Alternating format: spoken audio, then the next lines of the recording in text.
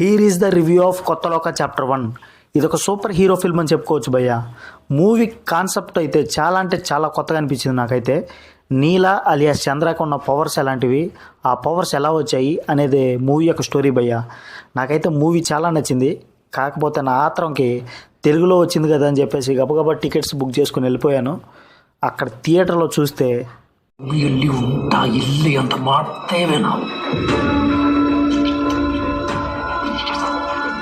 ನಿಮ್ಮ ಪ್ರೂಫ್ ಕೂಡ ಇಟ್ಟಿಲ್ಲ ನನ್ನ ಕೈಯಾರ್ತೀಯ.